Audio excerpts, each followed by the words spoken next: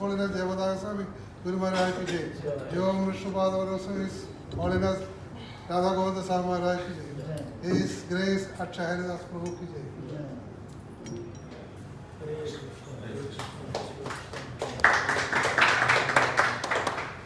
जय विष्णुपाद परमहंस सतगुरुराज श्रेष्ठ श्रीमद चरण भक्तिवेदांत स्वामी श्री प्रभुपाद जी महाराज की जगत गुरु श्री भक्ति सिद्धांत सरस्वती ठाकुर जी महाराज की अनंत कोटि वैष्णव वृंद की नामाचार्य हरिदास ठाकुर की श्री रूप सनातन भट्ट रघुनाथ श्री जी गोपाल भट्टदास रघुनाथ स्वरूप श्री वृंद की प्रेम से भगवान श्री कृष्ण चैतन्य प्रभु नित्यानंद श्री अद्वैत रघुनाथ स्वामी श्री भक्त वृंद की श्री श्री राधा कृष्ण गोप गोपीनाथ राधा कुंड कुंड गिरिराज गोवर्धन की श्री श्री वृंदावन मथुरा धाम की श्री श्री नदिया नदी धाम की श्री क्षेत्र श्री पुरुषोत्तम धाम की श्री गंगा मई यमुना मई की वृंद देवी तुलसी महारानी की भुवन मंगल में हरि नाम संकीर्तन की संकीर्तन प्रवर्तक श्री चैतन्य महाप्रभु की पुरंदर श्री नित्यानंद प्रभु की श्री श्री जगन्नाथ बलदेव सुभद्रा महारानी की ग्रंथराज श्रीमद् भागवतम की अनंत कोटि वैष्णव वृंद की संवेद वर भक्त वृंद की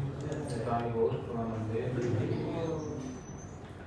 भूमध्यानन्तिमिरान्धस्य ज्ञानाञ्जनशलाकया चक्षुरुन्मिलितं येन तस्मै श्रीगुरवे नमः श्रीचैतन्यमनोभीष्टं स्थापितं येन भूतले स्वयंरूपकदामह्यं जवातीशपदान्तिकम् वन्देऽहं श्रीगुरो श्रीपदकमलं श्रीगुरुं वैष्णवांश्च श्रीरूपं सद्गजातं सर्वरघुनाथान्वितं तं शैवं साद्वैतं सावधूतं परिजनसहितं कृष्णचैतन्यदेवं श्रीराधा कृष्णपादं सह गणललिता श्रीविशाखान्वितांश्च नमो विष्णुपदाय कृष्णप्रेष्ठाय भूतले श्रीमते भक्तिवेदांत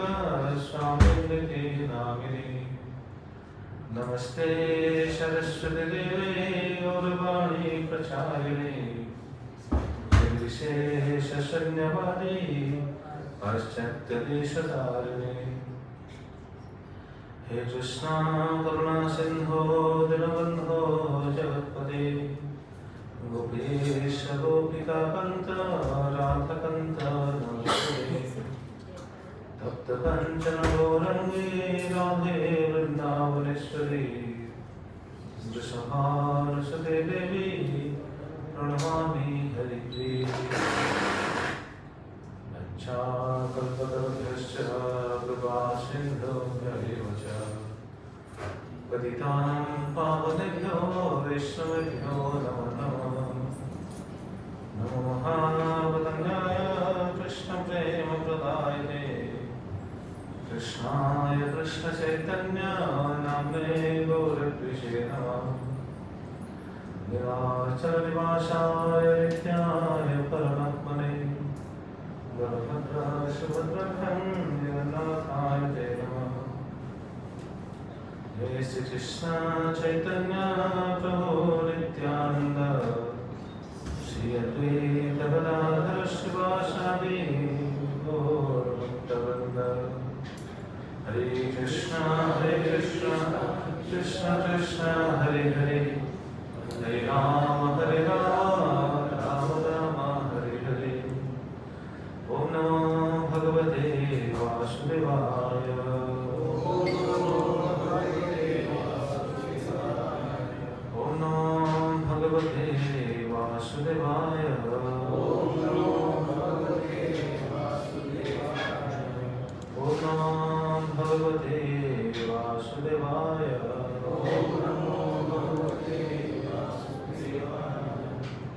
हरे कृष्ण। सभी भक्तों को मैं धन्यवाद देता हूँ। हम धारावाहिक रूप से जगन्नाथ कथा श्रवण कर रहे हैं। ये कथा का हमारा आज का दिन के कौन सा दिन है? कितना दिन हो गया आज? कब से शुरू हुआ? आज 12th डे। अच्छा, ठीक है। आज हम 12th डे में पहुँच चुके हैं। तो धारावाहिक रूप से हम सुन रहे हैं। अगर जगन्नाथ की कथा सुनेंगे तो बहुत समय लगेगा। हम सुन रहे हैं बस जो मेन जगह है और मेन इवेंट है, मुख्य चीज को हम सुन रहे हैं। कल से हमारा ये जो प्रसंग चल रहा था, इस प्रसंग का सार है कि दारू ब्रह्म के रूप में भगवान कैसे प्रकट हुए। इसके बारे में हमको इस प्रसंग से हमको जानकारी मिलेगी। तो हम सुन रहे थे कि इंद्रदेव महाराज अपने टीम के सहित अवंती नगर से निकले हुए, बहुत दिन बिताते हुए यहाँ पर पहुंचे और लिंगराज महादेव को दर्शन किए, बिंदु सरोवर में स्नान किए और वहाँ से आगे गए। जाकर कौन सी जगह पर पहुंचे और क्या दर्शन किए, हम कल इनके बारे में चर्चा कर रहे थे। कौन सी जगह गए थे कल? कपतेश्वर, और उसके आगे जाएंगे बिल्वेश्वर, वही आसपास ही।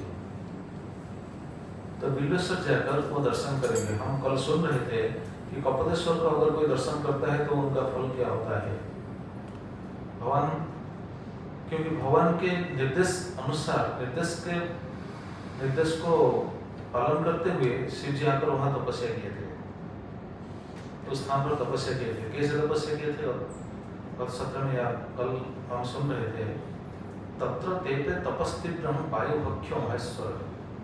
वायुभक्षो महेश्वर, शिव जी सिर्फ वायु भक्षण करके वह तपस्या कर रहे थे। मतलब बिल्कुल कुछ भी खाना नहीं, सिर्फ हवा।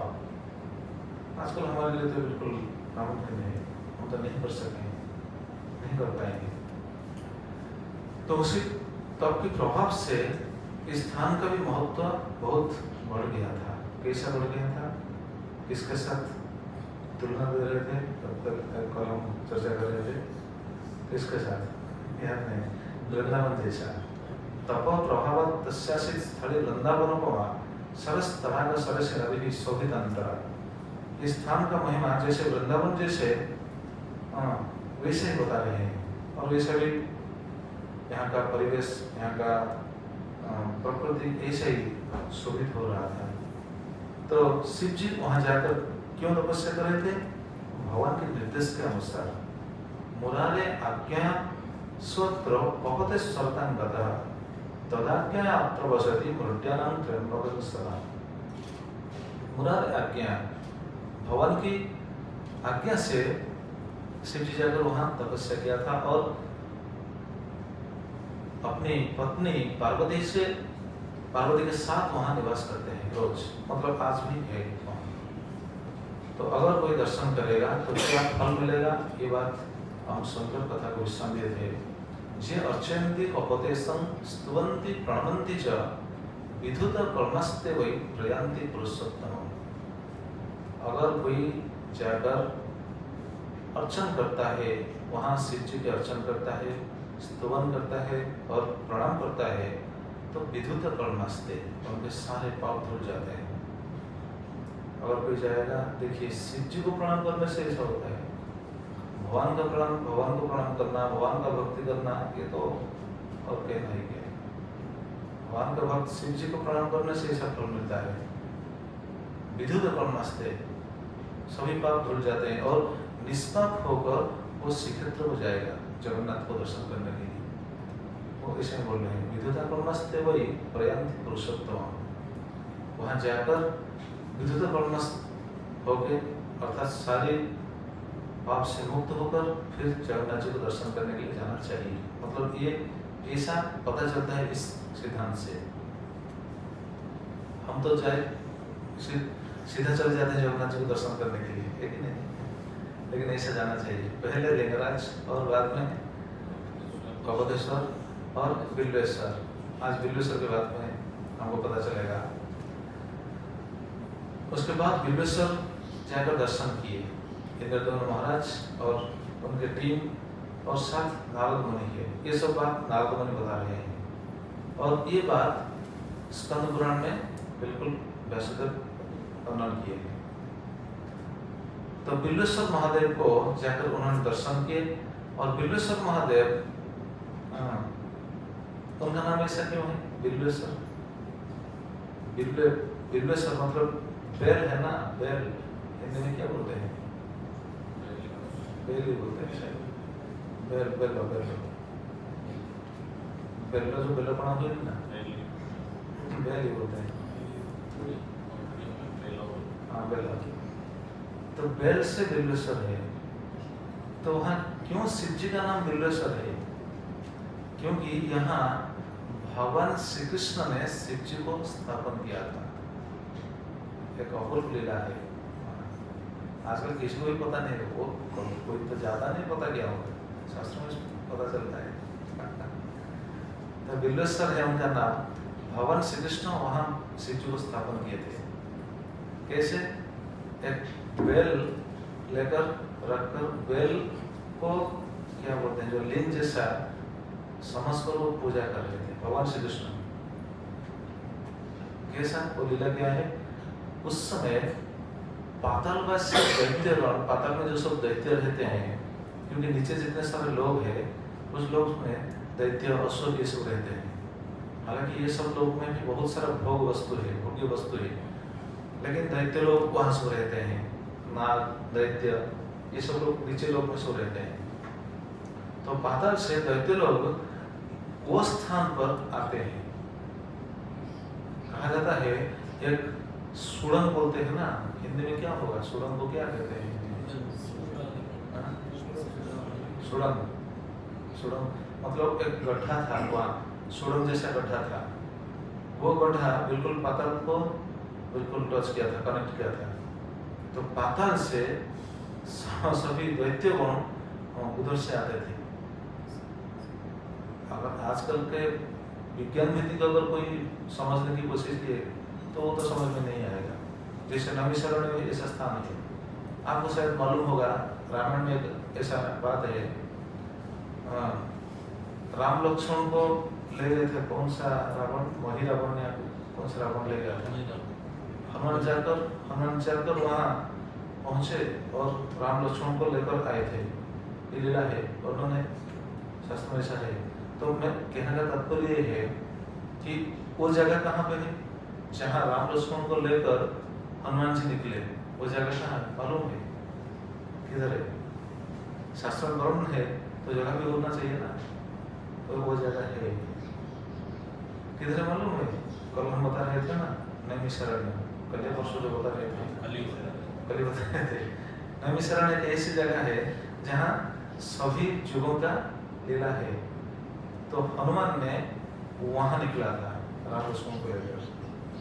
आज वो विग्रह है, मैं देखता हूँ, आज वो विग्रह है। हनुमान ने बिल्कुल बहुत बड़ा शरीर हनुमान, और राम लक्ष्मण को अपने कंधे पर लेकर वहां वो निकले थे। तो देखिए, मेरा कहने का तात्पर्य ये है कि अगर हम सोचें कि वहां से पाताल तक कैसा रास्ता है, हमारा सोच से बाहर है। इसलिए शास्त्र में कहा गया है, हम सभी कुछ सब कुछ हमारी सोच से ही हम सोच नहीं सकते हैं।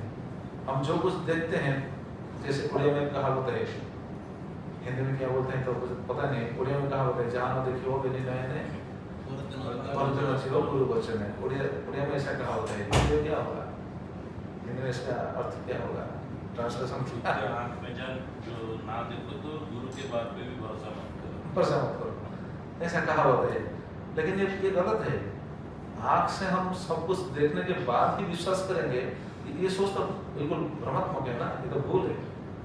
जैसे हम देखते हैं, आँख से देखते हैं सूर्य को, सूर्य का आकार कितना है, हम जो देखते हैं वो बच्चों को अगर पूछें तो वो बताएगा सूर्य का आकार कितना है। बोलो बेटी, सूर्य देखते हैं ना? सूर्य देखा है कभी? सूर्य को देखा है? अभी बोलो। सूर्य को जो भी देखता है तो कौन से स्वरूप में कितना आकार उनको दिखाई देता है? बस हम ऐसे पढ़े हैं और ऐसे देखते हैं, जस्ट एक थाली जैसा दिखता है। तो इसे क्या हम विश्वास कर लेंगे कि सूर्य का आकार ऐसा है, एक थाली जैसा है? नहीं, हम तो देखते हैं, आँख में तो देखते हैं। देखने के बावजूद भी हमको पता भी है कि सूर्य का आकार इतना नहीं है, बहुत बड़ा है। जैसे हम ट्रेन लाइन को जाते हैं, इधर तो नहीं है, उड़ीसा में है, भारत में है। ट्रेन लाइन के ऊपर अगर जाकर आप खड़े हो जाएंगे तो बहुत दूर तक अगर देखेंगे तो पता चल जाएगा जैसे दो लाइन मिल चुका है, एक बिंदु में जैसे मिल चुका है, वैसे प्रतीत होगा, वैसा हमको दिखाई देगा। तो क्या ये सही है? हमको तो दिखाई दे रहा है, दो धारणा बोलते हैं ना, उड़िया में बोलते हैं धारणा, दो लाइन तो बिल्कुल एक पॉइंट में जैसे मिल गया है, हमको दिखाई देता है ऐसा, लेकिन ये सही नहीं है, ये गलत है, ये हमारा आँख का भ्रम है। जैसे हम समुद्र को अभी यहाँ पता चल गया, हम समुद्र के पास जाते हैं, समुद्र को देखते हैं, देखने के बाद हमको ऐसा लगता है सचमुच जैसा कि समुद्र और आकाश जैसे मिल गया है एक जगह पर, मतलब उसके बाद और समुद्र है या नहीं वो पता नहीं चलता। तो कभी भी समुद्र और आकाश कहीं मिले हैं क्या? लेकिन हमको तो दिखाई दे रहा है। तो हम सब कुछ देखने के बाद ही विश्वास करेंगे ऐसा कोई बात नहीं, हमको विश्वास करना चाहिए शास्त्रों से, और शास्त्रों में से ऐसा बहुत कुछ चीज हमको सुनने के बाद भी हमको विश्वास नहीं आएगा। इसलिए महाभारत में ऐसा कहावत है, एक ऐसा श्लोक है जो श्लोक में कहा गया है, अचिंत्य खड़ुजे भावात्मा तर्क न जो जय, ये अचिंत्य वस्तु है, हम तर्क करके सिद्धांत पर पहुंच नहीं पाएंगे।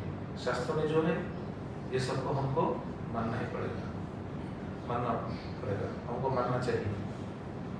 शास्त्र में जो है, शास्त्र में कोई गलत चीज नहीं है।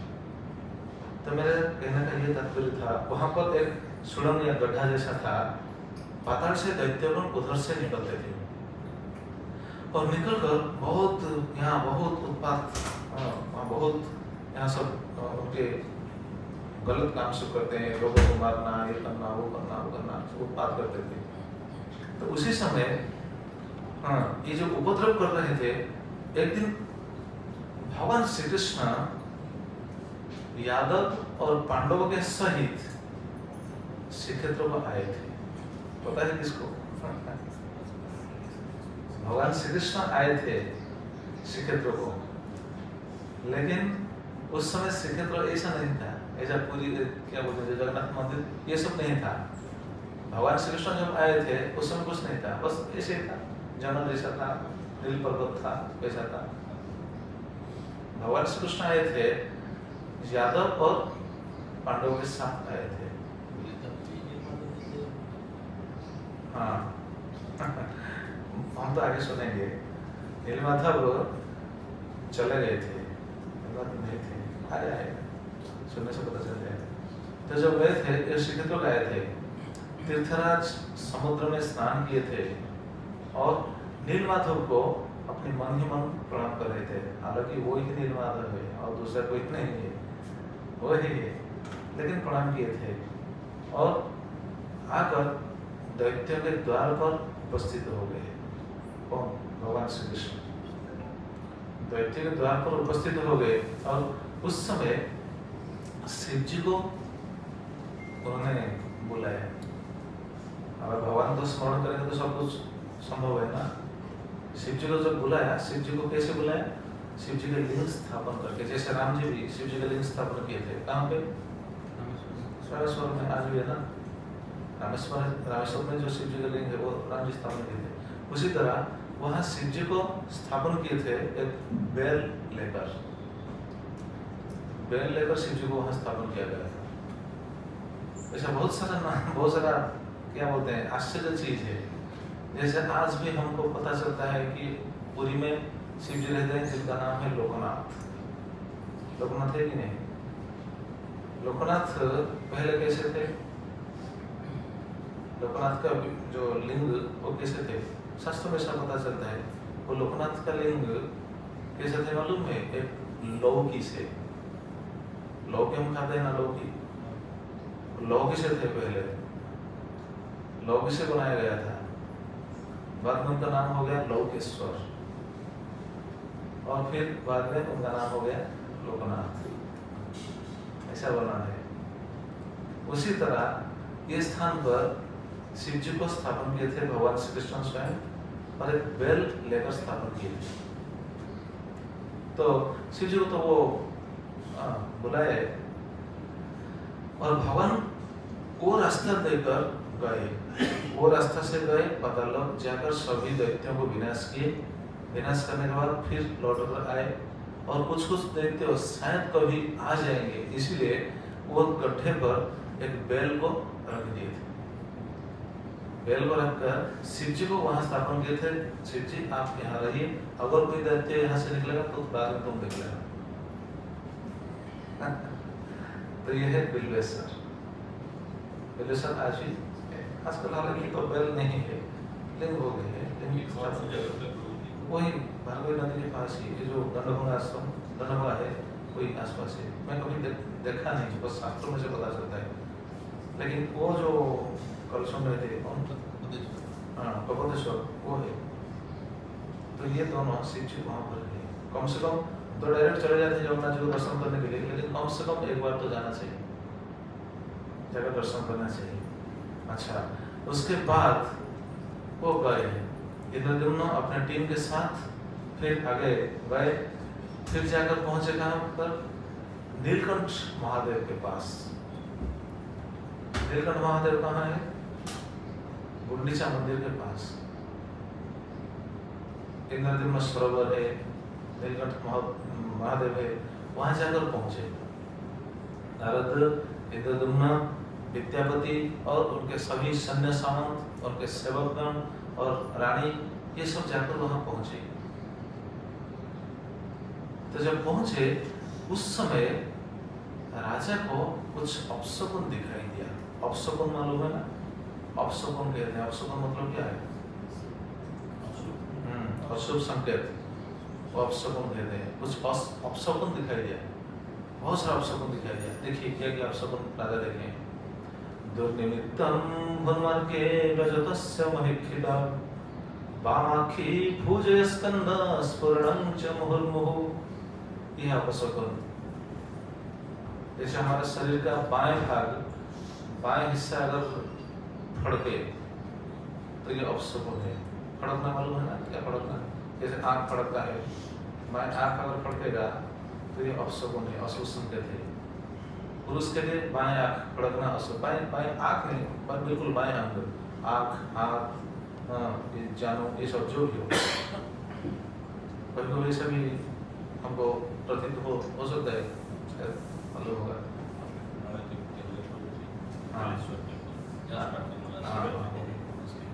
अच्छा ठीक है, हाँ ठीक है, वो भी है। आजकल चेंज हो गया, वो तो कभी था, अब चेंज हो गया। तो ठीक है, ये क्या बोल रहा था? अपशकुन दिखाई दिया इंद्रद्युम्न महाराज को। क्या किया?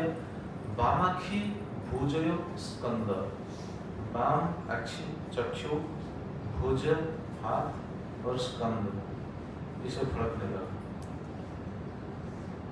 स्फुरणं च मुहुर्मुहुः, बार बार ये फड़कता रहा। तो इंद्रद्युम्न को एक भय आ गया, अरे क्या है, बार क्यों ऐसा हो रहा है? अगर स्त्री लोग का दाहिने तरफ का अंग अगर फट गया तो ये अपशकुन है, और शुभ है बिल्कुल उल्टा होगा। पुरुष लोग का अगर दाहिना अंग फट गया तो ये शुभ है, स्त्री लोग का अगर बायां अंग फट गया तो ये शुभ है, शुभ माना जाता है। शास्त्र में शायद भागवतम में ऐसा है। जब अर्जुन गए थे द्वारका में तो बहुत दिन रह गए। द्वारका से जब लौट कर आ रहे थे वो तो बहुत दिन रह गए थे। उसी समय युधिष्ठिर महाराज भी देखे ऐसा अपशकुन, उनका भी बाएं अंग ऐसा फड़कने लगा। वो भीमसेन से बातचीत कर रहे हैं, भागवत से आपको पता चल जाएगा, फर्स्ट पहला स्कंद से। भीमसेन से बातचीत कर रहे थे कि अरे मेरा बाएं अंग ऐसा फड़क रहा है, शायद ये कुछ गलत होने वाला है। उसी समय अर्जुन वापस आए। जब अर्जुन वापस लौट कर आए हस्तिनापुर को, उसी समय युधिष्ठिर महाराज ने अर्जुन से पूछे,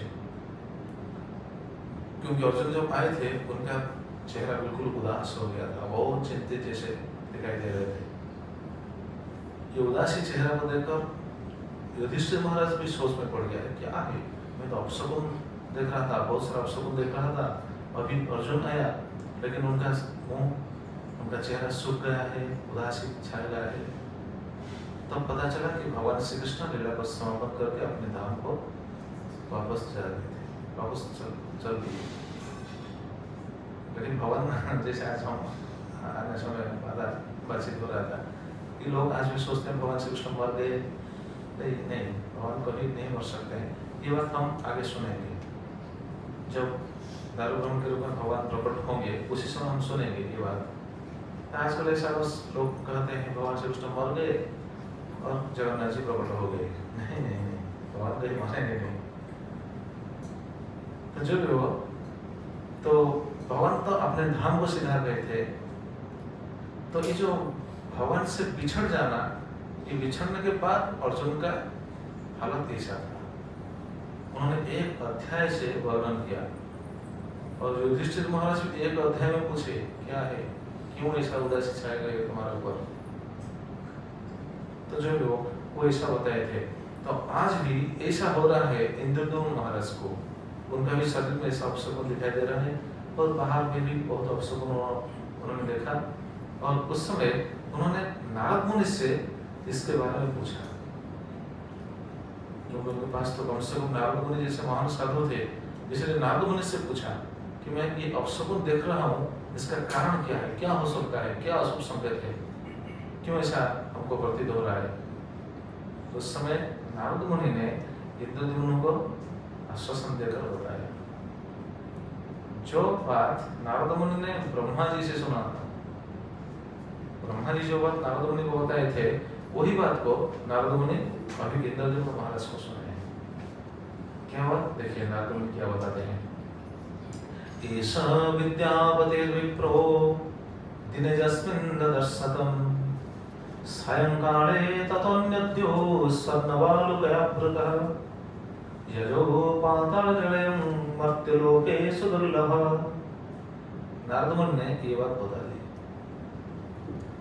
वो जो अपशकुन दिख रहे थे, उनका कारण यही था। ऐसा विद्यापति विप्रो दिने जस्मिन् ददर्शतम्, दिने जस्मिन् जिस दिन उन्होंने ददर्शतम् उनको दर्शन किया था, इनको नीलमाधव को। जिस दिन विद्यापति ने नीलमाधव का दर्शन किया था, सायंकाले ततो अन्यद्यो, तत्पश्चात नेक्स्ट डे सायंकाले, शाम समय, नेक्स्ट डे सायंकाले क्या हुआ था, स्वर्ण बालुकयावृता, स्वर्ण बालुक आवृत होकर जजो पाताल निलय, मुझे नीलमाधव नीचे चले गए थे। ये बात को नारद बताए किनको, इंद्रद्युम्न महाराज को। और क्या बताया है, यजो पाताल निलयम मर्त्यलोके सुदुर्लभ, मर्त्यलोक में कोई भी मर्त्यवासी और वो रूप को नहीं देख पा सकता है। तो इसीलिए देखिए हमारा अंग फड़कता है, वो हमारा अंग फड़कता है, हमारे लिए कोई बुरी संगत लेकर आता है। इंद्रद्युम्न महाराज का अंग फड़क रहा है, भगवान को कितना प्रेम कर रहे थे उस समय, ये सोचने वाली बात है, लेकिन भगवान के प्रति उनका कितना लगाव था। जब भगवान अभी नहीं है, उनका अनुपस्थिति का कारण उनके शरीर में ऐसा फड़कते, ऐसा अपशकुन दिखाई दे रहा था। मतलब वो कैसे भगवान के भक्त थे, इसे पता चलता है। जब अपशकुन दिखाई, अभी नारद मुनि जब सुना है कि अभी नीलमाधव नहीं है और इसीलिए ये सब अपशकुन दिखाई दे रहे हैं, जब ये बात सुने इंद्रद्युम्न महाराज तो क्या हुआ मालूम है।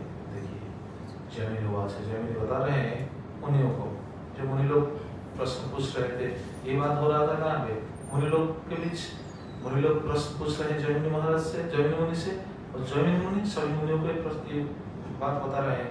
स्कंद पुराण में जो वर्णन है, जो हम शुरू से सुन कर आ रहे हैं, तो जैमिनी बात है, जैमिनी मुनि बता रहे हैं। तत्सुत्वा घोर वचनं वज्रघात समं पपात धरणी पृष्ठे निसंज्ञं सद्विजत्तमा। हे द्विजोत्तमा, हे ब्राह्मणगण, हे मुनिगण, हे द्विजगण, उस समय क्या हुआ, तत्सुत्वा घोर वचनम, नारद मुनि से ये घोर वचन सुनने के बाद, घोर वचन, ये घोर मतलब कर्कश वाणी नहीं, घोर मतलब हृदय विदारक वचन, इसलिए घोर वचन कहा जाता है। हृदय विदारक मतलब उनका भगवान के प्रति लगाव था ना, वो भगवान को दर्शन करने के लिए कितना उतावला थे। हम तो पहले सुन चुके हैं क्योंकि भगवान का धाम कहाँ है, भगवान अभी कहाँ लीला करते हैं, ये जानने के लिए वो अपने मंत्री के भाई जो पुरोहित के भाई को भेजे थे ना संधान करने के लिए। अब वो स्थान को दर्शन करने के लिए अपने टीम से आ रहे हैं। जब बस पास ही पहुंचते समय पता चल जाएगा कि वो नहीं है तो क्या रहेगा? क्या रहेगा? इतना प्रयास भगवान को दर्शन करने के लिए, सांसारिक कार्य के लिए वो प्रयास नहीं किए थे, वो प्रयास किए थे भगवान को दर्शन करने के लिए। इतना प्रयास किए और भगवान के प्रति इतना प्रेम था उनका, इतना भक्ति था, लेकिन अभी पता चल गया कि भगवान नहीं है, भगवान अभी नहीं है, अभी पता चल गया, मतलब वो स्वर्ण बालुका से आवृत हो गए। जब ये बात सुने, अपात धरणी पृष्ठे निसंज्ञ सर्वजता, एक द्विजगण एक ब्राह्मणगण अपात धरणी पृष्ठे निसंज्ञ, मतलब चेतना शून्य होकर, संज्ञाहीन होकर, हम जो बोलते हैं अचेत होकर बिल्कुल गिर पड़े। देखिए उनका भक्ति कैसा था। आज सुने भगवान नहीं है, गिर पड़े, और एक बार भी गिर पड़े थे। कौन गिर पड़े थे? हम सुने थे पहले विश्वावसु गिर पड़े थे ना।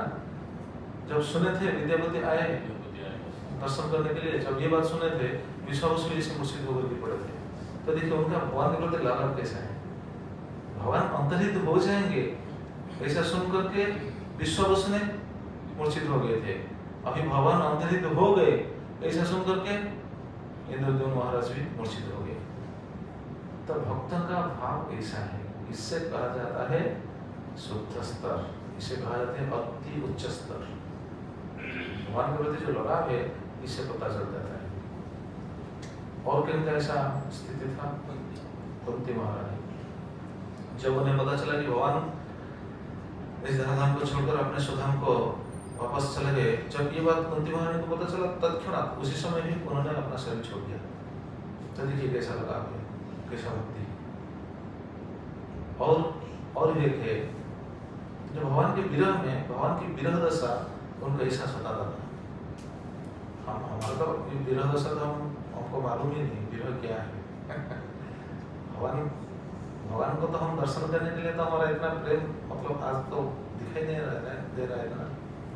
बस हम सुन रहे हैं भगवान को प्रेम करने के लिए कैसे प्रेम किया जा सकता है, ये हम सुन रहे हैं। सुनकर अगर भगवान को हम प्रेम करेंगे तो प्रेम करने के बाद जब उच्च स्थिति पर पहुंचेंगे तो ये स्थिति आएगा। तो अभी हम ये स्थिति का मतलब वो जो स्थिति कैसा है हम समझ नहीं पाएंगे। बस शास्त्रों में से पता चलता है कि वो स्थिति ऐसा है, क्योंकि हमारी तो स्थिति ऐसा नहीं है ना। हम कैसे समझ पाएंगे? नहीं समझ पाएंगे। ये बिल्कुल आउट ऑफ इमेजिन जो बोलते हैं। जैसे भगवान की अदर्शन से भक्तों की दशा ऐसा हो जाता था। और एक लीला है, भगवान जब ये जो स्वधाम को गए उससे पहले भगवान तो चले गए थे, कहाँ से? द्वारका से चले गए थे प्रभास क्षेत्र को। प्रभास क्षेत्र को जो गए थे वहाँ तो बहुत लीला हुआ, आपस में संघार कार्य हुआ, युद्ध हुआ, और बाद में भगवान चले गए। तो उसी समय एक भक्त भगवान को ढूंढते हुए वहां आकर पहुंचे, क्योंकि भगवान ने उनको बताया नहीं था, वहां आ गए थे, बिना बताकर वहां आ गए थे। कौन है वो मालूम है? भगवान की सारथी, भगवान के रथ की सारथी। क्या है उनका नाम? भगवान को जो रथ लेकर जाते हैं, वहां के रथ लेकर जो चलाते हैं रथ को, भगवान के सारथी क्या है उनका नाम? क्या मालूम है? हाजी नहीं, वो नहीं। हाजी कौन होता है? हाँ ठीक, दारुक। भगवान के सारथी है दारुक। दारुक को भगवान बिना बताए द्वारिका से आ गए थे प्रभास क्षेत्र। सभी लोग आ गए थे, लेकिन दारुक को बताए नहीं थे भगवान। तो दारुक ने ढूंढते हुए आकर पहुंचे वहां, और आकर दारुक, भागवतम में देखेंगे दारुक का स्थिति कैसा है। जो भगवान का सारथी है वो कैसा हो सकता है, जरा सोचिए। उनका स्थिति कैसे, हम तो हमारे दिमाग में तो सोच नहीं सकते वो कैसा है। तो उनकी बात से पता चलेगा कि उनका भाव कैसा था। वो आकर भगवान के पास आकर जो प्रणाम किया और जो निवेदन किया, देखिए क्या बोलते हैं। भगवान अभी खड़े नहीं, लेकिन भगवान को कैसा प्रार्थना कर रहे हैं। वो छोड़कर बस आ गए थे, स्वर्ग से बस आ गए थे। भगवान को बिना देखे उनका स्थिति ऐसा है। अवश्य तच्चरणाम्बुजं प्रभो दृष्टि प्रनष्टा तमसि प्रविष्टा दिशो न जाने न लभे च शान्तिं यथा निशायां बुड़पे प्रनष्टे। ये दारुक का भाव है। दारुक की बात बताए थे भागवत में इस श्लोक 11 घंटों में। दारुक ने सब बताया, अपश्यत तच्चरणम्बुजं प्रभो, हे प्रभो अपश्यत आपका चरणम्बुजं, आपका पादपद्म जब हमको दिखाई नहीं दिया, अपश्यत जब दिखाई नहीं दिया, दृष्टि प्रनष्टा तमसि प्रविष्टा, दृष्टि प्रनष्टा मेरा दृष्टि शक्ति चला गया। ये बात हम समझ सकते हैं वो स्थिति कैसा है। भगवान को जब वो देखे नहीं, उनका दृष्टि शक्ति चला गया, मतलब वो अंधे हो गए, जैसे ऐसा सोच रहे मैं अंधा हो गया हूँ। क्यों? तमसि प्रविष्टा, अंधकार में मैं डूब गया हूँ, मेरा आँख से दृष्टि चला गया, दृष्टि शक्ति चला गया। तो देखिए भक्ति करने से कैसा स्थिति आ जाता है।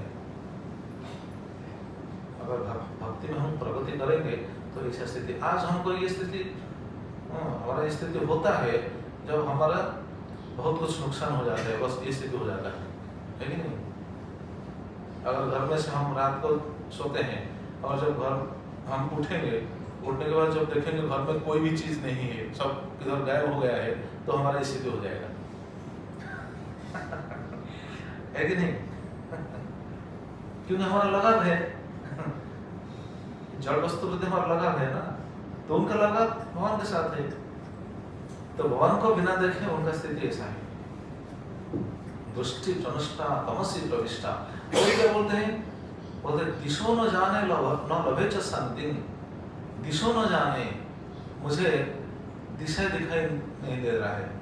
मतलब क्या बोलते हैं उड़िया में जो बोलते हैं, रास्ता दिखाई नहीं दे रहा है, मैं किधर जाऊँ कहाँ जाऊँ पता नहीं चलता। बाटो बना उड़िया जो बाटो बना हिंदी बोलो, भटक जाते हैं, दिशा न जाने, मैं बिल्कुल भटक गया हूँ, कहाँ जाऊँ किधर जाऊँ कहाँ जाऊँ, बिल्कुल मुझे नहीं पता चलता है, भटक गया हूँ। दिशा न जाने, किधर जाऊँगा मुझे पता नहीं है। हमको पता है कि नहीं किधर जाएंगे क्या करेंगे, पता है कि नहीं, सब कुछ पता है, लेकिन भगवान के पास आना है ये बात पता नहीं, और सब पता है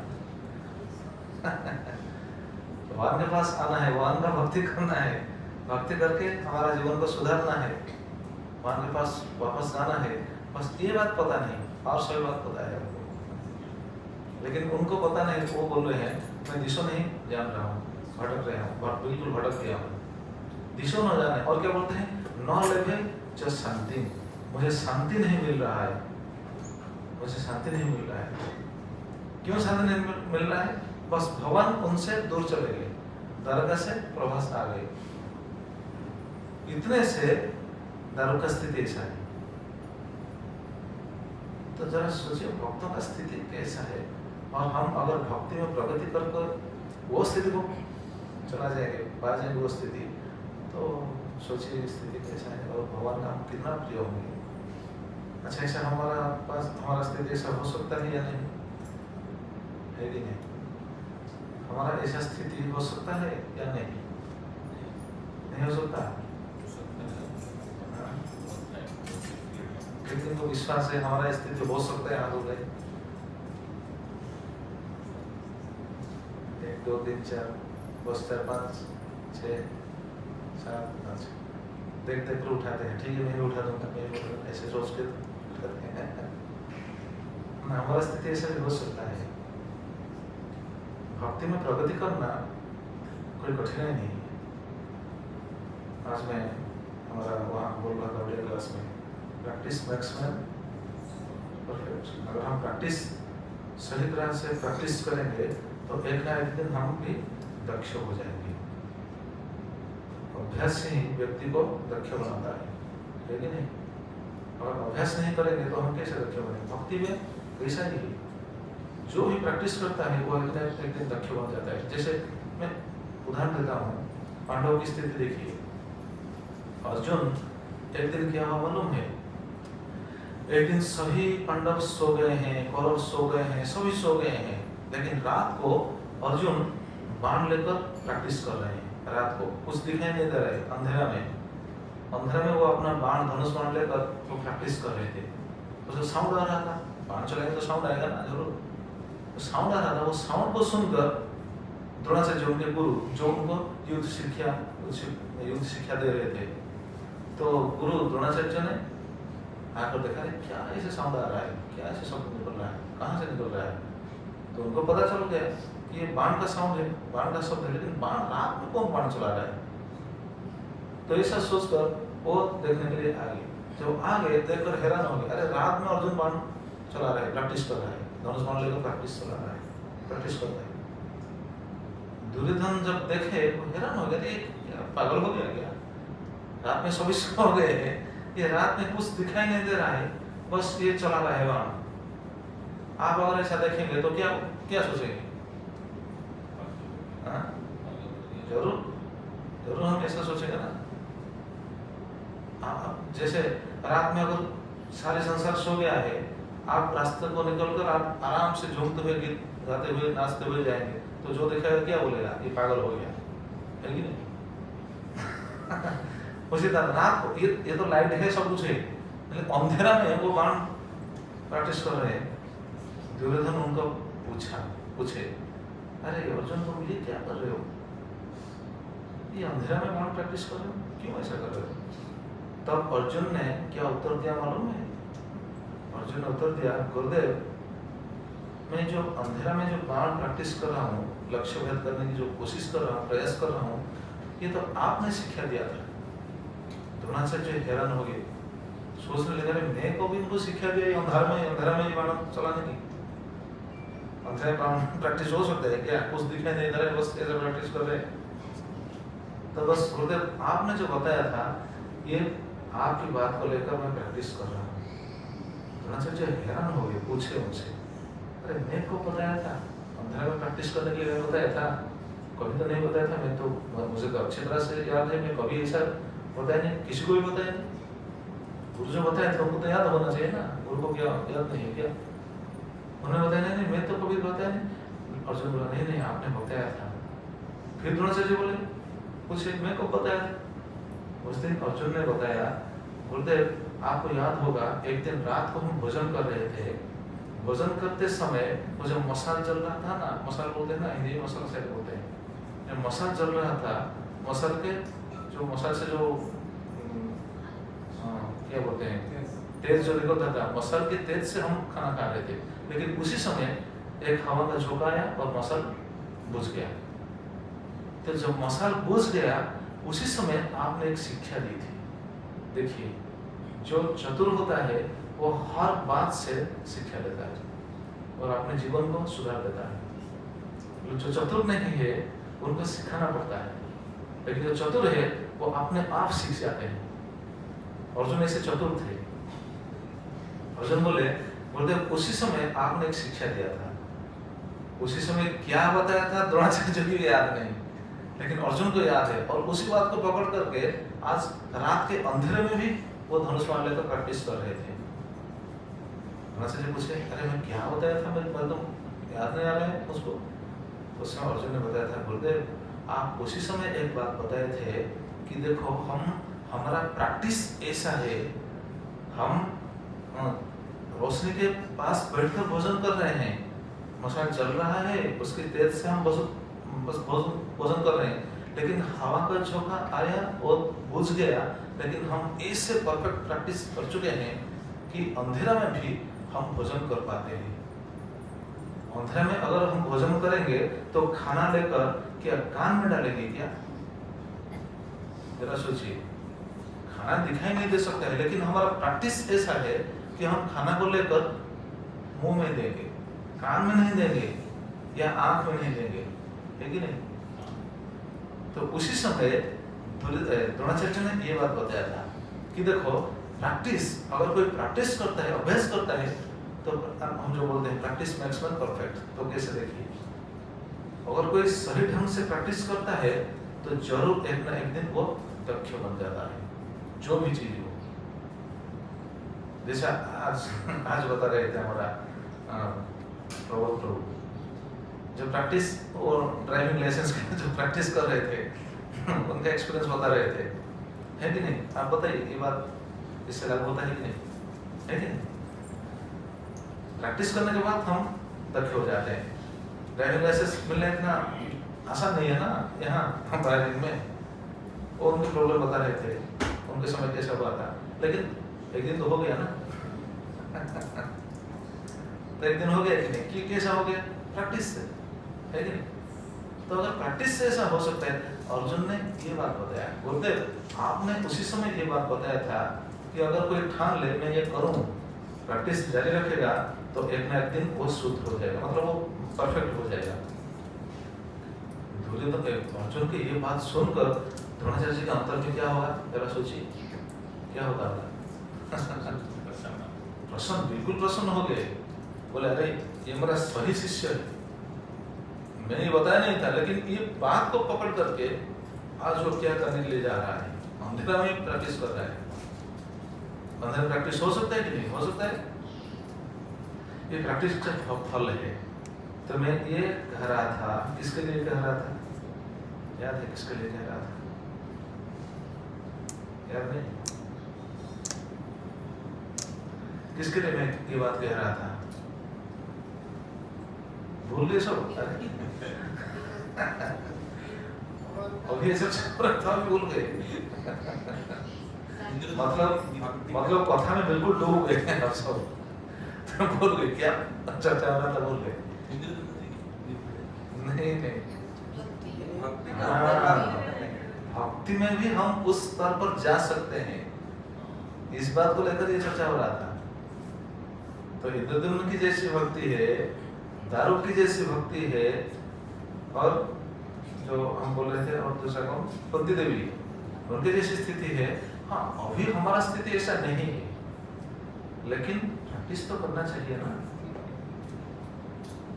क्योंकि हम सब समय हमको क्या दिखना चाहिए, सब समय हमको बिल्कुल लास्ट टारगेट दिखना चाहिए, मतलब बिल्कुल जो शीर्ष में है वो दिखना चाहिए।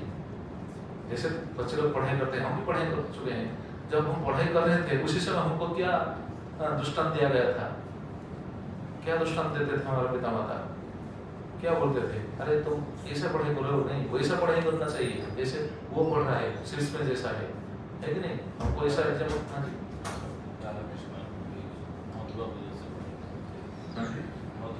स्ट्रीट लाइट में जो एग्जैक्टली हाँ। तो देखिए, जो भी पढ़ाई कर रहा था उसको वैसा उपदेश दिया जाता था कि वो जैसे शीर्ष स्तर पर पहुंचे। कोई भी पेरेंट्स ऐसे अपने बच्चों को लेकर सेटिस्फाई नहीं हो जाता था कि ठीक है वो जस्ट पास मार्क ले लिया, बस हो गया। कोई सेटिस्फाई हो जाता है क्या? नहीं। उसी तरह हम भक्ति में बस जितना कर रहे हैं वैसे सेटिस्फाई नहीं होना चाहिए, बस हमारा हो गया, नहीं, हमको बहुत आगे जाना है। जो जितना आगे जाएगा वो उतना करीब जाएगा भगवान को, भगवान के पास जाएगा, और जो जितना भगवान के करीब जाएगा उनका उतना रेसिप्रोकेशन होगा। तो हम में जा सकते हैं, इसलिए प्रैक्टिस करना चाहिए।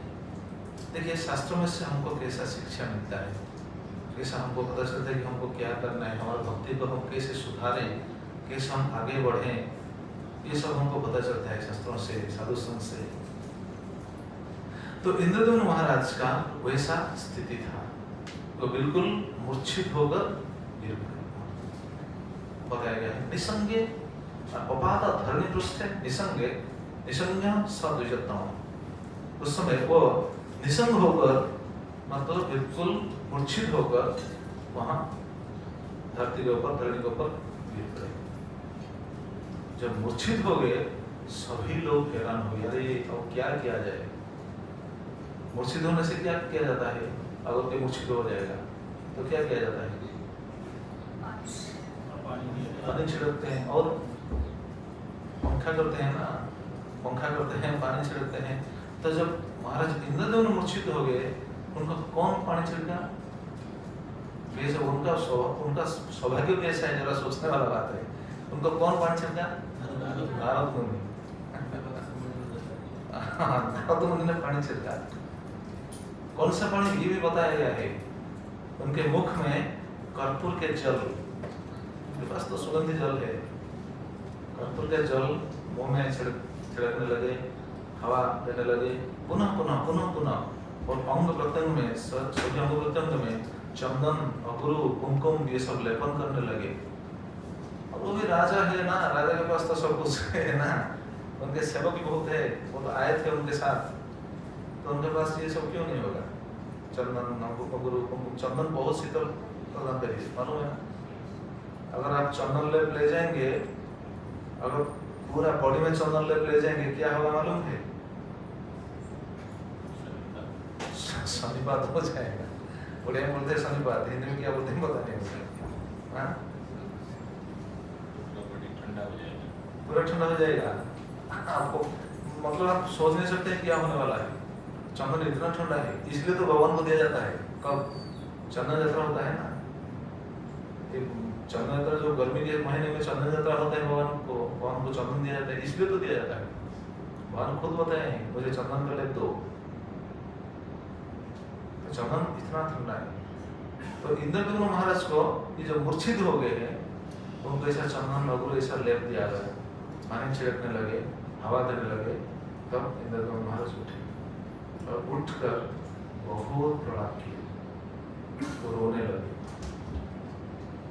क्योंकि जो भगवान के विरह में मूर्छित हो जाते हैं, उनका स्थिति कैसा है, वो बिल्कुल फूट फूट कर रोने लगे। क्यों? क्योंकि मैं भगवान का दर्शन नहीं कर पाऊंगा। तो भगवान का दर्शन करने के लिए उनका मन में कितना लालसा था, और भगवान को दर्शन नहीं कर पाएंगे ऐसा सोचते हो, वो बहुत फूट फूट कर और विलाप करके रोने लगे। तो रोना और विलाप करके रोना ये दो अलग चीज है। रोना मतलब जस्ट रोना, विलाप करके रोना मतलब क्या है? जोर से नहीं, ना विलाप करके रोना मतलब जैसे माँ लोग नारी जो विलाप करते हैं, मतलब कुछ कहते हुए, गाते हुए, बोलते हुए जो रोते हैं, माँ लोग ऐसा रोते हैं कि नहीं? गाँव में हमने देखा है, आप भी देखे होंगे शायद। अगर कोई पुरुष लोग रोएगा तो कुछ बोलेगा नहीं, बस रोएगा, आँख से आंसू आएगा, बस रोएगा। लेकिन जब कोई नारी रोएगा तो बिल्कुल विलाप करते हुए, कुछ कहते हुए, बोलते हुए, गाते हुए। ऐसे गाँव में तो बस गाते हुए रो रहे हैं, हमने देखा है कि नहीं? आपने उड़ीसा में कौन कौन है? उड़ीसा में कौन है? कोई भी नहीं, होता है। आप सब कहाँ से है? नेपाल से। नेपाल में मैं लोग ऐसा रोते हैं, कुछ बोलते हुए, कुछ गाते हुए रोते हैं ना, हाँ, उसको बोलते हैं विलाप। आप कहाँ से?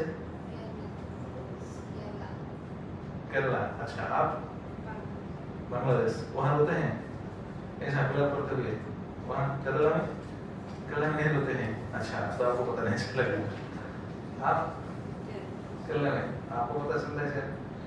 केरला में ऐसा रोते हैं, कुछ बोलते हुए, कुछ गाते हुए रोएंगे। मैं लोग मनाने के शादी में, हाँ, घर में कोई मर गया, या फिर लड़की की शादी हो तो उनको घर छोड़कर जाने समय जैसे बहुत कुछ बोलते हुए वो रोएंगे। है उधर है? अच्छा, तो उसको कहते हैं विलाप। विलाप करते हुए रोना है। और माँ लोग, जो मैया लोग ऐसे रोते हैं, क्यों रोते हैं? क्योंकि उनका प्रेम ज्यादा है। उनका प्रेम ज्यादा है तो वो सह नहीं पा रहे हैं। विलाप करके रोने का मतलब है वो सह नहीं सकते हैं, सह नहीं पा रहे हैं। आप पास कहाँ से?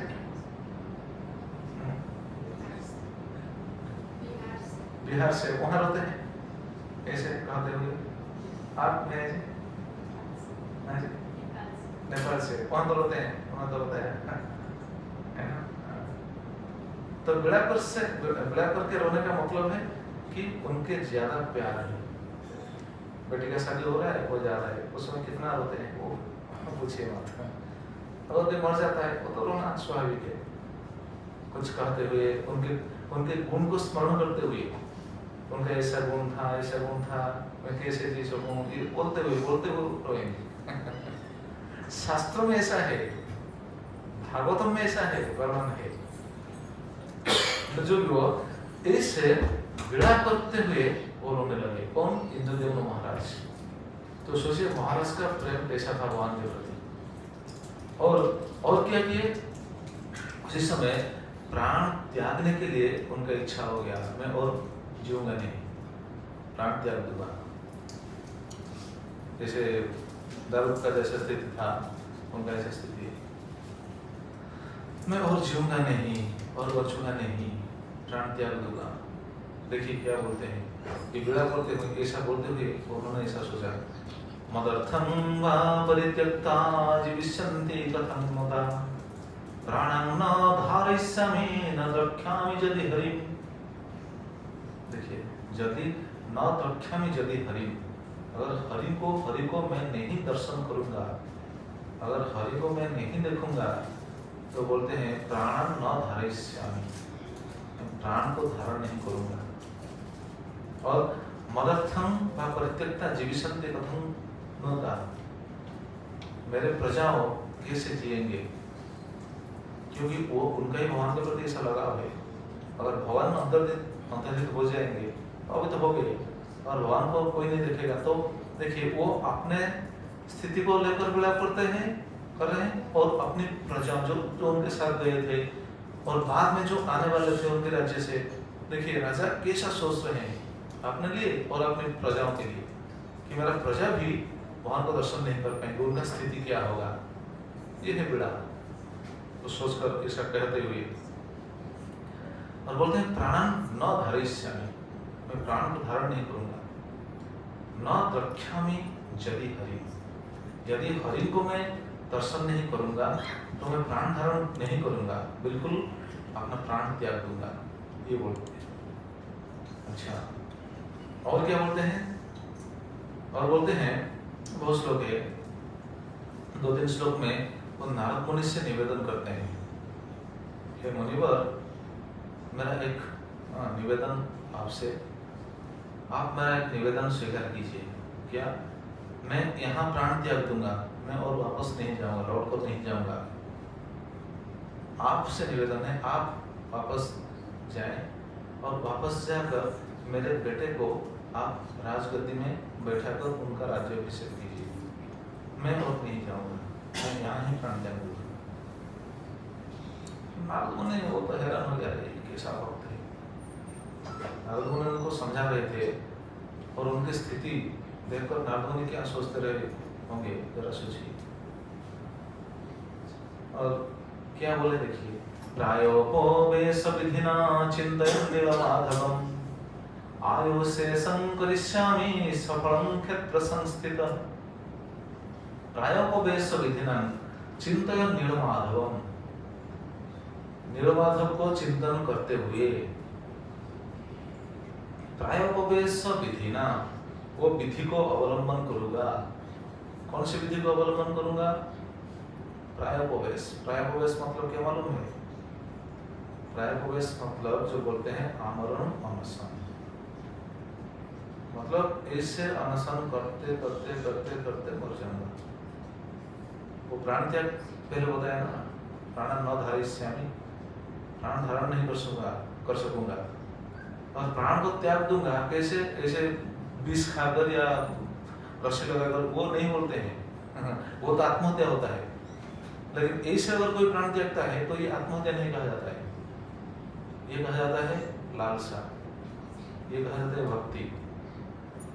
अगर कोई धाम को जाता है, धाम से भगवान को दर्शन करते हुए, ऐसे गृह दशा में अगर कोई प्राण त्यागता है, तपस्या करते हुए अगर कोई प्राण त्यागता है, तो ये तपस्या हो जाता है ना। ये भक्ति जैसे हम सुबह वहाँ चर्चा कर रहे थे, दशरथनगर तपस्या करते हुए अपने शरीर को बिल्कुल नष्ट कर दिया था, बिल्कुल कुछ मांस कुछ नहीं था, बस हड्डियाँ थी। क्या स्केलेटन? सिर्फ स्केलेटन ही था। हिंदी में क्या बोलते हैं स्केलेटन को?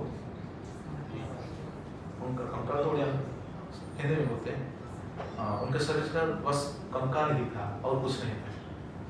तो ये आत्महत्या नहीं कहा जाता। अगर वो वैसे मर जाते तो ये आत्महत्या नहीं, ये तपस्या करते हुए मर गए, बस उनका उन्नत गति होगा। तो प्रायोपवेश मतलब यही है। जैसे प्रायोपवेश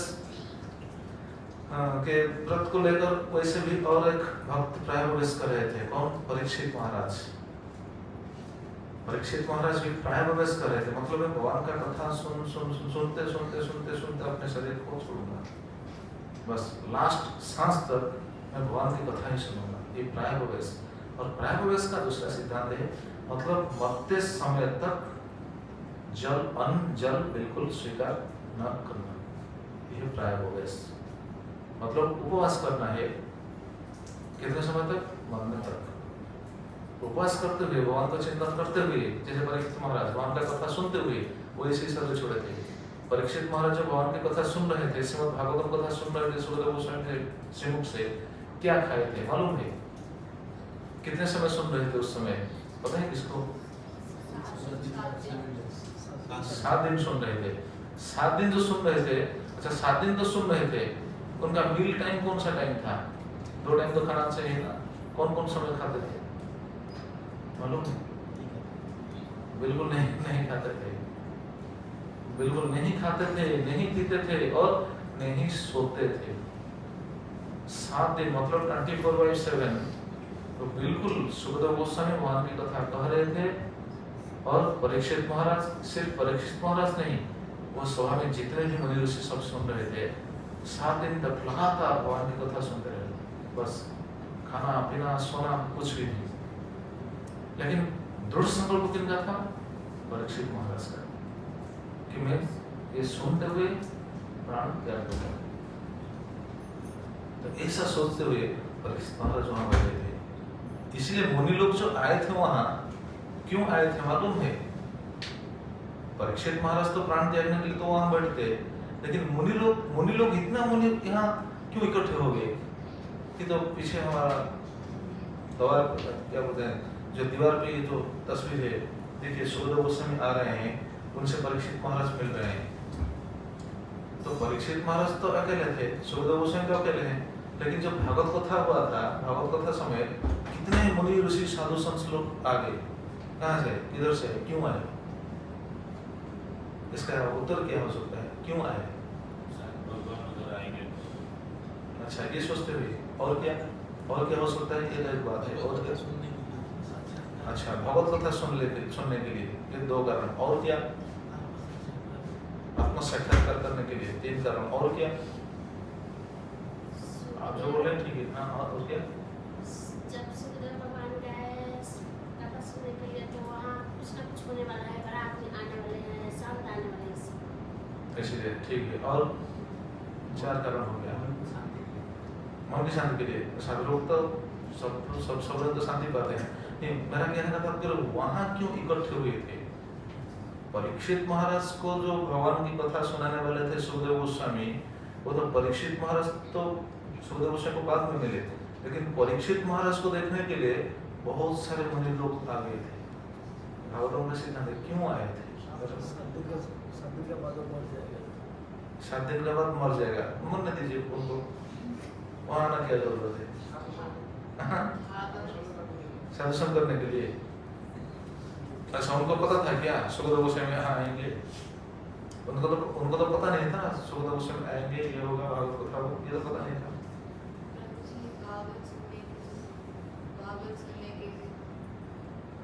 भागवत सुनने के लिए आए थे सभी मुनि लोग। उनको कैसे पता चला वहाँ भागवत होने वाला है? हाँ जी,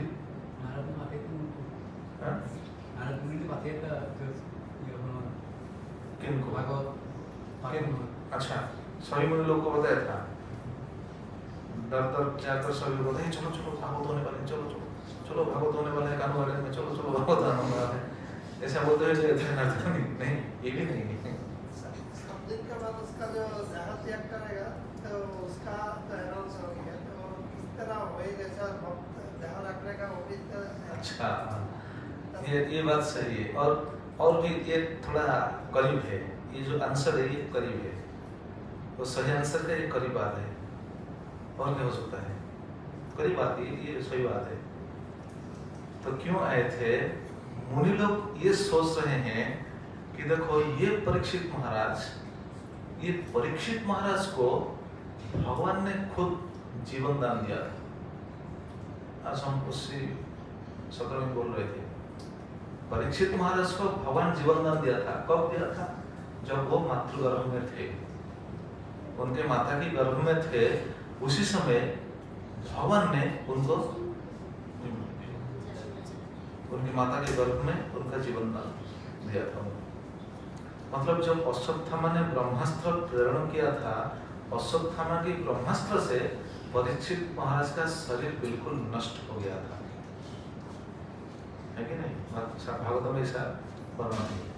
परीक्षित महाराज का शरीर बिल्कुल नष्ट हो गया था, लेकिन भगवान ने उनको दूसरा जन्म दिया। दूसरा जन्म, बिल्कुल उनका शरीर फिर शुरू हो गया। तो मुनि लोग को ये मालूम था, ये तो बहुत बड़े भक्त है ना, तो मुनि लोगों को इस लीला के बारे में पता था। तो वो आज आए, इकट्ठे हो गए यहाँ पर। क्यों? क्योंकि उन सबको पता था कि अगर भगवान अपने भक्तों को मातृगर्भ में एक बाण से सुरक्षा दे सकते हैं, तो अभी तो बाण चलने वाला नहीं, अभी क्या है? सर्प आएगा, और सर्प आएगा, अभी तक आया नहीं। अच्छा, वो जो बाण चलाया था, परीक्षित को जो बाण चलाया था, कौन चलाया था? अश्वत्थामा चलाया था। अश्वत्थामा का उम्र क्या था? कम से कम तो अश्वत्थामा युवक थे ना। जब युवक थे, युवक के क्या बोलते हैं, धनुष बाण जो निकल कर आया था, युवक का बाण, धनुष बाण को भगवान निरस्त करके परीक्षित को जीवन दान दिया था। अगर भगवान भक्तों को इतना प्रेम करते हैं, आज परीक्षित के ऊपर कौन सा श्राप है कि तक्षक आएगा, दंशन करेगा। अच्छा, श्राप कौन दिया है? श्राप कौन दिया है?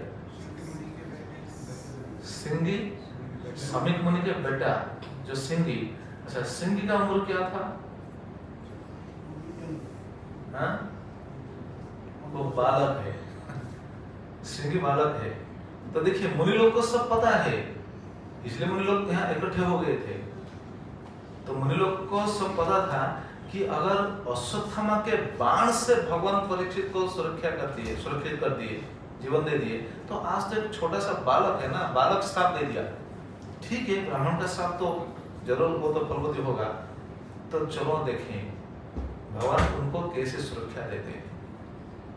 ये सोचते हुए सभी मुनि लोग वहां इकट्ठे हुए थे, और उनको पता था कि परीक्षित महाराज को ये बिल्कुल मालूम था। ये लीला तो सभी को पता था। परीक्षित महाराज को जब पता चला कि ऐसा सांप मेरे ऊपर है, वो पता चलने के बाद उन्होंने अपने बेटे, परीक्षित के बेटे का नाम क्या है?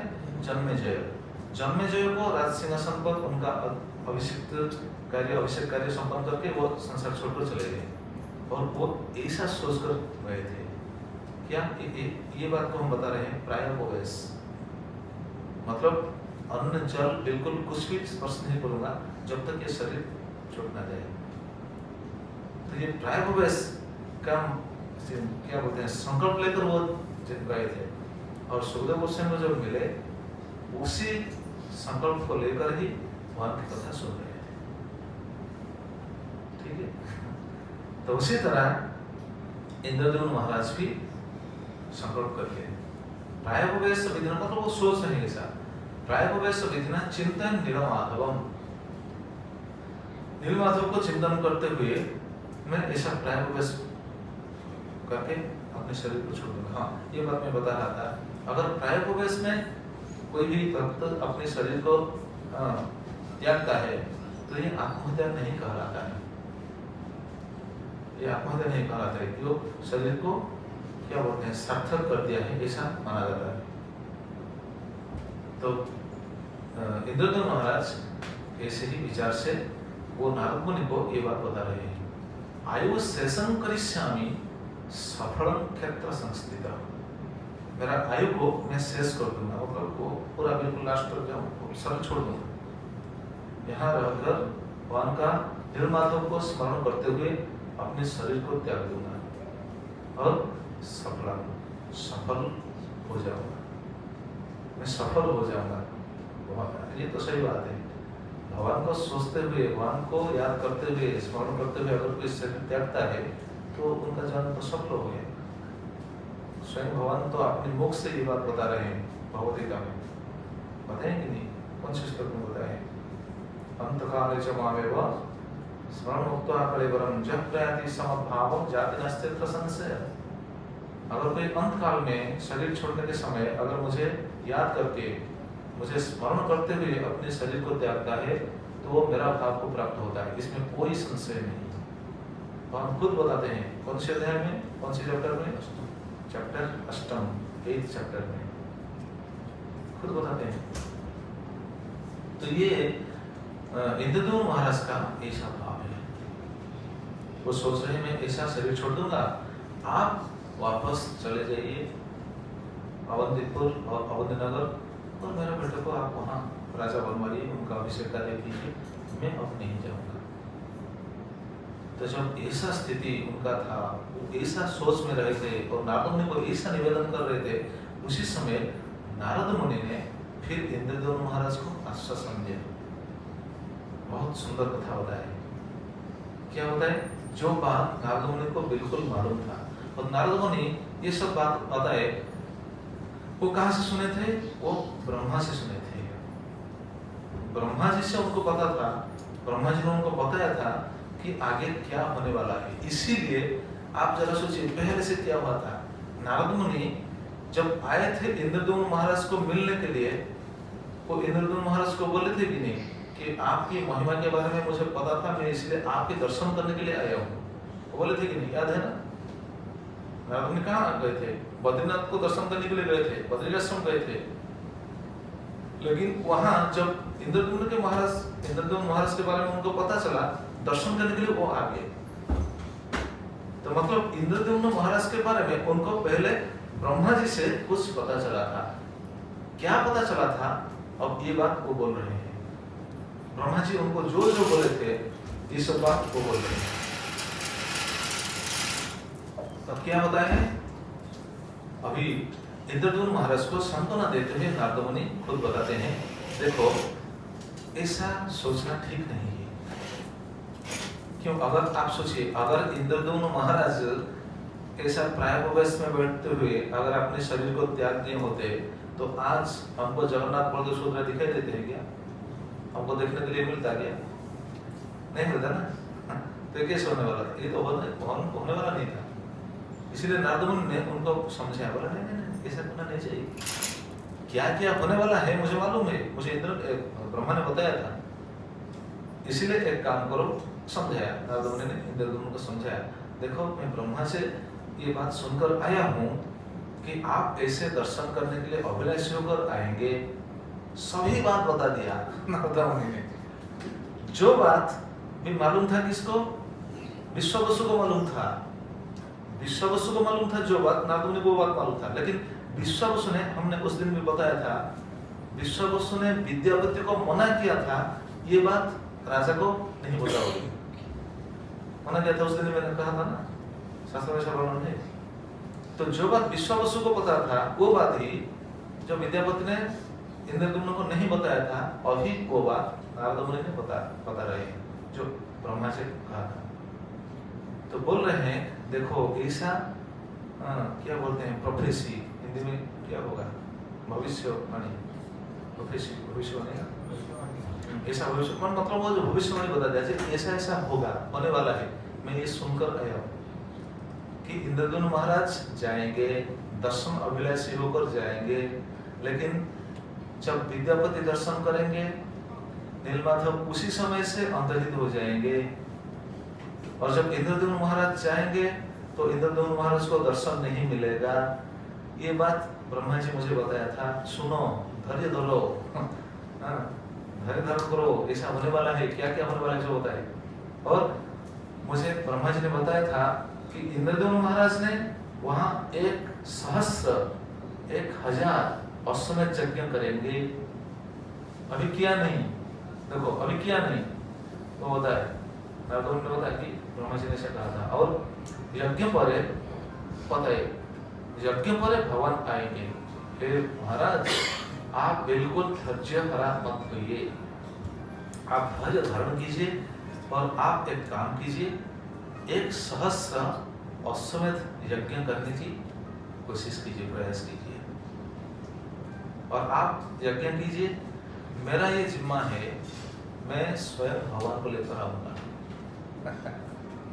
देखिए नारद ने क्या होता है कि मैं स्वयं स्वयंद्वीप से जाकर भगवान को निवेदन करके भगवान को स्वयं लाऊंगा, प्रसन्न करके स्वयं लाऊंगा। कैसे लाएंगे वो तो बाद में है, और कैसे आएंगे वो दारुब्रह्म के रूप में आएंगे।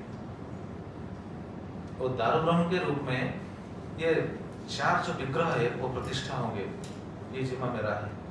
नारद ने बताया। इससे क्या पता चलता है, इसे क्या पता चलता है, मतलब साधक लोग को, भक्त लोगों को क्या पता चलता है, अगर हम गुरु की आज्ञा को पालन करेंगे, गुरु की हर बात को हम अगर मानेंगे, तो भगवान को दिलाना किसका काम है, गुरु का काम है। भगवान को पाने के लिए हमारे पास कोई योग्यता नहीं है, कोई क्वालिफिकेशन नहीं है, बस एक ही योग्यता है। क्या योग्यता है? जैसे हम रोज गुरु पूजा के समय ये बात बोलते हैं, क्या बोलते हैं? गुरु मुख पद्म वाक्य चित्ते करिया ऐक्य आर ना करिया माने आशा। गुरु मुख पद्म वाक्य चित्ते करिया ऐक्य आर ना करिया माने आशा। और हमें और कोई दूसरा आशा करना नहीं चाहिए, बस गुरु मुझे ये कह रहे हैं, मुझे ये करना है, बस। भगवान हमको कैसे मिलेंगे ये हमारा काम नहीं है, तो ऐसा लालसा होना चाहिए। ये लालसा को वृद्धि करते हुए हम तो साधन करना चाहिए, लेकिन भगवान कैसे मिलेंगे, भगवान को हमको कौन दिलाएगा? हमारा तो भगवान के साथ संबंध अभी जागृत नहीं है। भगवान कैसे खाते हैं, कैसे रहते हैं, क्या करते हैं, कैसे सोना है, कैसे उठना है, कैसे जागना है, कैसे स्नान करना है, ये हमको मालूम नहीं। तो गुरु हमको उस सेवा में लगाते हैं। गुरु ऐसा सेवा में लगाते हैं ना, गुरुअष्टक में क्या बताया गया है, गुरु हमको भगवान की सेवा में लगाते हैं। कैसे सेवा में लगाते हैं गुरुअष्टक में, ऐसा ठीक है नहीं? गुरुअष्टक में क्या कहा जाता है, याद नहीं? गुरु आकर भगवान की सेवा में लगाते हैं। श्री मंदिर अर्चना आदि जो श्लोक है, याद नहीं किसको, मुझे याद नहीं आ रहा है। श्री विग्रहाराधन नित्य नाना श्रृंगार तन मंदिर अर्चनादि, ये जो श्लोक युक्तस्य भक्तंस्य नियुञ्जतोपि वंदे गुरो श्री चरणारविंदम। श्री विग्रह आराधन नित्य नाना श्रृंगार तन मंदिर अर्चनादि, तन मंदिर अर्चना दो। तो गुरुदेव, गुरु हमको वो सेवा में लगाते हैं। श्री मंदिर अर्चना, भगवान के मंदिर को मार्जन करना। ये जो मंदिर हम आते हैं, वहाँ की सेवा करते हैं, मार्जन करते हैं, वहाँ के लिए माला को तैयार करते हैं, वहाँ के लिए कुकिंग करते हैं, ये सब काम गुरु के निर्देश से हम कर रहे हैं। हमको पता नहीं भगवान को कैसे प्रसन्न करना है, बस गुरु की आज्ञा को पालन करते हुए हमको सेवा करना है, बस अपने आप भगवान प्रसन्न हो जाएगा। और भगवान को प्रसन्न करने का जिम्मा किसका है? गुरु का है। जैसे शास्त्रों में ऐसा सिद्धांत है, गुरु क्या करते हैं भक्तों के लिए, शिष्यों के लिए क्या करते हैं? गुरु भगवान के साथ शिष्यों के लिए भगवान को निवेदन करते हैं, मतलब भगवान को निवेदन करते हैं, आप इस जीव को आप स्वीकार कीजिए। भगवान अगर बोलेंगे अरे इसका तो कोई योग्यता नहीं, हाँ ठीक है, उनका कोई योग्यता नहीं है, लेकिन तो प्रयास कर रहे हैं ना, आप थोड़ा दृष्टि दीजिए। तो ये बात गुरु निवेदन करेंगे। इसलिए देखिए हमारा भजन में क्या है, वैष्णवेर आवेदने, हेलो मैं किसको, वैष्णवेर आवेदने कृष्ण दयामय एहेन पामर प्रति भैवे सदय। वैष्णवेर आवेदन, अगर कोई वैष्णव आवेदन करेगा, भगवान के पास जाकर प्रार्थना करेगा, निवेदन करेगा, तो कृष्ण दयामय, भगवान दयामय है ना, तो हमारा बात सुनेंगे ऐसा कोई गारंटी नहीं है, लेकिन गुरु की कथा, गुरु के बात अवश्य सुनेंगे। तो गुरु हमको भगवान की सेवा में लगाते हैं। अगर कोई वो सेवा को प्रेम से करता है तो जरूर भगवान को पाएगा, क्योंकि ये गुरु की जिम्मा है। तो इससे ये पता, ये शिक्षा मिलता है हमें। तो देखिए नारद मुनि ने उनको क्या आश्वासन दिया। वैसे प्रभुपाद भी बताते थे, मालूम है प्रभुपाद क्या होता है? एक महाराज ने प्रभुपाद को पूछे कि प्रभुपाद, आप तो हम लोगों को आदेश दिए हैं प्रचार करने के लिए, अगर प्रचार करते हुए हम अपने प्राण त्याग देंगे तो हमारा क्या गति होगा? प्रचार करते हुए अगर हमारा प्राण छूट जाएगा तो हमारा क्या गति होगा? तो उसी समय प्रभुपाद क्या बताया था मालूम है? भक्त लोग को मालूम होना चाहिए। मालूम है प्रभु जी क्या बताए थे प्रभुपाद?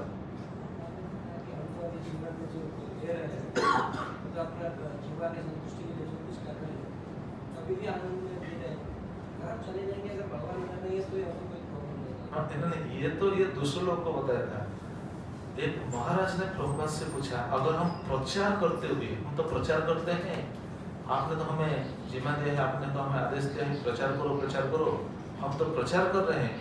प्रचार करते समय हम प्रचार के लिए जा रहे हैं, किधर प्रचार कर रहे हैं, प्रचार के लिए जा रहे हैं, बस ये हमारा प्रचार कार्य चल रहा है, और उसी समय हम प्राण त्याग दें तो हम तो भगवान की सेवा में नहीं है, हम तो बस प्रचार के लिए जा रहे हैं। तो मुझे हमें पता है प्रचार करो प्रचार करो। तो प्रचार करते हुए अगर हमारा प्राण छूट जाए तो हमारा गति क्या होगा? प्रभुपाद को ऐसा पूछा गया। मालूम है माता जी प्रभुपाद ने क्या बताया था? प्रभुपाद बताया था, अगर प्रचार करते हुए तुम्हारा प्राण छूट जाए तो कोई चिंता नहीं, मैं खुद आऊंगा तुमको लेकर जाऊंगा। प्रभुपाद ऐसे बताए थे, ये स्वयं आते, मैं खुद आऊंगा, स्वयं आऊंगा, आकर तुमको लेकर जाऊंगा। तो गुरु है ना, गुरु हालांकि अभी पप्पू शरीर धर के यहाँ पर नहीं हो सकते हैं, हम नहीं देख सकते हैं, लेकिन गुरु की शक्ति है। गुरु एक व्यक्ति नहीं है, गुरु एक शक्ति है। वो शक्ति सभी समय कार्य करता है, सभी समय है। इसको तत्व जी निश्चय, तत्व सिद्धांत है। तो गुरु की शक्ति सभी समय है, इसलिए तो कहा जाता है गुरु ब्रह्मा गुरु विष्णु गुरु देव महेश्वर, गुरु साक्षात परम ब्रह्म तस्मै श्री गुरुवे नमः। कहीं क्यों ऐसा कहा जाता है? ये कहा जाता है इसलिए क्योंकि गुरु सभी के काम करते हैं, ब्रह्मा जैसा काम करते हैं, विष्णु जैसा काम करते हैं, और शिव जी जैसे भी काम करते हैं। गुरु ब्रह्मा नहीं है, गुरु शिव नहीं है, गुरु विष्णु नहीं है, लेकिन उन जैसे काम करते हैं। ब्रह्मा का काम क्या है? सृजन करना, सृष्टि करना ना। गुरु की सृष्टि करते हैं, क्या सृष्टि करते हैं? शिष्य सृष्टि करते हैं कि नहीं?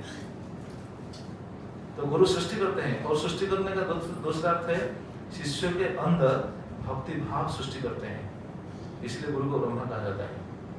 जो बाहर लोग जो बोलते हैं गुरु ब्रह्मा गुरु विष्णु, उनको इसका सिद्धांत पता नहीं गुरु ब्रह्मा क्यों है।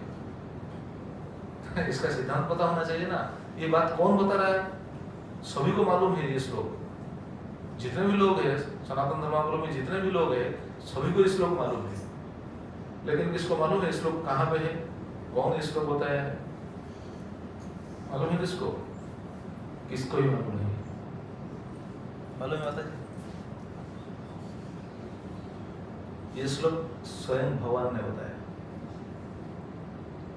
भगवान खुद बताए थे। श्लोक राधा नहीं बताए थे श्लोक। तो गुरु की महिमा को भगवान कितना ऊपर रखते हैं। तो गुरु के माध्यम से क्या बोलते हैं? गुरु ब्रह्मा, ब्रह्मा जैसे वो भक्ति की सृजन करते हैं। जीव के अंदर भक्तिलता बीज देते हैं ना, भक्तिलता बीज प्रकट होने के बाद वो भक्ति आगे आगे भक्ति में आगे बढ़ेगा। तो ये है सृजन। गुरु के द्वारा भक्ति के सृजन होता है जीव के अंदर। पालन क्या होता है? विष्णु जैसा गुरु पालन करते हैं। कैसे पालन करते हैं? भक्ति के बीज तो आ गया, अंकुरोद्गम हो गया, लेकिन वो अगर सही तरीके से उनको पालन नहीं किया जाए तो वो तो बिल्कुल नष्ट हो जाएगा ना। तो गुरु पालन करते हैं। कैसे पालन करते हैं? भगवान की कथा कहकर, भगवान की कथा कहते हुए, सेवा में लगाते हुए जीव को, मतलब भक्त को, शिष्य को ऐसे पालन करते हैं। इसलिए गुरु को विष्णु कहा जाता है। विष्णु जैसे पालन करते हैं ना, गुरु जैसे पालन करते हैं, इसलिए कहा जाता है गुरु ब्रह्मा गुरु विष्णु। ये बात सभी को मालूम नहीं, ये वैष्णव सिद्धांत है। संसार में किसी को ये बात मालूम नहीं। और तीसरा बोलते हैं गुरु महेश्वर। महेश्वर का काम क्या है? शिव जी का काम क्या है? ब्रह्मा सृजन करेंगे, विष्णु पालन करेंगे, शिव जी संहार करेंगे। तो गुरु क्या संहार करते हैं? हाँ जी, अच्छा, अज्ञानता को नष्ट करते हैं, ये संहार है। हाँ, ये ठीक है। और दूसरा चीज भी गुरु संहार करते हैं, मतलब संहार करने का मतलब क्या है? अगर किसी को संहार किया जाए तो उनका तो नष्ट हो गया ना, उनका तो वो तो विनष्ट हो गया, है कि नहीं? तो गुरु संहार करते हैं। हाँ, गुरु अज्ञानता को संहार करते हैं, और जो गुरु की बात को नहीं मानता वो अपने आप ध्वंस हो जाता है। गुरु अगर किसके ऊपर अप्रसन्न हो जाए तो वो कहीं का नहीं रहेगा। गुरुष्टकम के लास्ट श्लोक देखिए क्या बताया गया है। गुरुष्टकम का लास्ट श्लोक क्या है? जस्य प्रसादात् भगवत् प्रसादो जस्य प्रसादात् न गति कुतोपि। गुरु के प्रसाद से भगवत प्रसाद भगवान की कृपा मिलता है। अगर गुरु प्रसन्न नहीं होंगे, अप्रसन्न हो जाएंगे तो न गति कुतोपि, वो कहीं का नहीं रहेगा, ये ध्वंस हो जाएगा। मतलब ये किसका काम है? शिव जी का काम है। इसीलिए गुरु को ब्रह्मा विष्णु महेश्वर जैसे कंपेयर किया जाता है। और गुरु ब्रह्मा नहीं हो सकते, ब्रह्मा तो उनके स्थान में, विष्णु तो उनके स्थान में, तो ब्रह्मा विष्णु महेश्वर इसलिए कहा जाता है। तो ये बात हमको इससे पता चलता है कि नारद मुनि भी ऐसा उनको आश्वासन दिया कि ऐसे मैं ब्रह्मा से सुना था 1000 अश्वमेध यज्ञ होने वाला है, आप करेंगे, और मैं खुद श्वेतद्वीप से भगवान को लाकर यहाँ पहुंचूंगा, प्रतिष्ठा होगा, और भगवान 4 रूप में यहाँ दिखाई देंगे सभी लोगों को। नारद मुनि को ये बात कैसे पता चला था? ब्रह्मा से। और कैसे पता चला था? नारद मुनि को ये बात और कैसे पता चला था? भगवान कृष्ण से ही पता चला था। कैसे पता चला था? कब पता चला था? ये लीला हम कल सुनेंगे। कैसे दारू ब्रह्म प्रकट होंगे, कल से बहुत सीरियस बात चर्चा होने वाला है। कल से बहुत सीरियस बात, ये तो बस लीला जैसे चल रहा है, लेकिन ये लीलाओं से भी हमको बहुत सीरियस बात पता चलेगा। कैसे प्रकट हुए हैं ये दारू ब्रह्म के विग्रह रूप में, कैसे प्रकट हुए भगवान। ठीक है, आज हम यहाँ विश्राम देंगे, कल हम सुनेंगे। कल से और सभी भक्तों को निवेदन है, सभी भक्त अपने साथी जो भी है, अपने रिलेटिव सबको बुलाकर लाइए, क्योंकि कल से आपको ये बात पता चलेगा जो बात आप कभी सुने ही नहीं। अब तक भी जो सुन रहे हैं ये बात भी आपको शायद पहले मालूम होगा क्या कि नहीं, मुझे मालूम नहीं, आप जरा सोच लीजिए, क्योंकि ये सब शास्त्रों में है। ठीक है, बहुत बहुत धन्यवाद। आज की कथा को यहाँ पर विराम देते हैं, और सब जाएंगे प्रसाद देंगे, जो कार्य है वो सब कार्य तो आपको सूचना देंगे क्या होने वाला है। कल से हमारा ये कंटिन्यू चल रहेगा। हाँ जी, 8 बजे सेम टाइम। हाँ, जल्दी आएगा उतना अच्छा है, क्लास सुन सकता है। कल से ऑफिस में चालू हो एक जाएगा। लोग चल ठीक है, 8 बजे आइए।